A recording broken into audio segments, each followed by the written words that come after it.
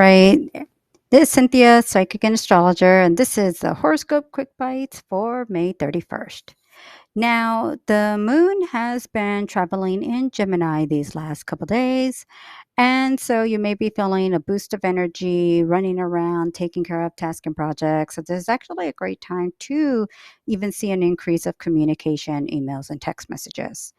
Now, one of the things that I did want to point out, okay, so we just got into a new moon in Gemini, actually, on May 30th. So if you haven't checked out my new moon video, go ahead and check that out.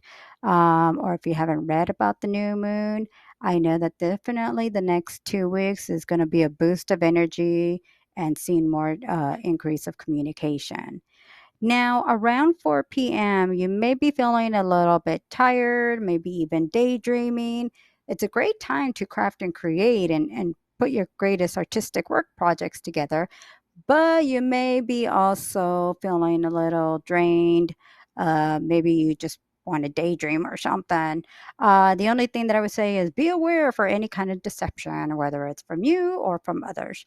Interesting enough that an hour later, you're going to get a big boost of energy to take care of tasks and projects. So, an hour before, you may have been feeling drained, tired. An hour later, you got this big boost of energy to just take care of tasks and projects. Now, as we get into June 1st, the moon will be entering Cancer, the sign of Cancer. Now, what's interesting is that at the end of June, we are going to be having a new moon in Cancer. So, right now, one of the things that I would say is that you may actually be feeling kind of a little bit calm, maybe a little bit relaxed. The Mercury will be going direct June 3rd, so be aware of that. I did want to point out very quickly. I will discuss this here soon, later on, but on June 4th, we're going to start having a Saturn retrograde.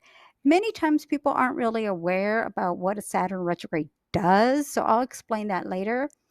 But I just want to point out and be aware that sometimes you may be feeling uh, not as motivated and as energetic to do things. And so this could easily make you feel tired and frustrated. I've even seen some people will feel depressed when Saturn retrogrades. It really kind of depends what's been going on. And a Saturn retrograde lasts 4 months. Now, Jupiter is in Aries right now, and that's direct, and still it brings about a lot of great energy. So that's why I will explain more about the Saturn retrograde later on because it can create a lot of confusion. But right now, I think the big positive that I think you're going to notice is that we are going to be having that nice little boost from, finally Mercury going direct, um, the energy from Jupiter, and that's actually going to help kind of get things moving along forward.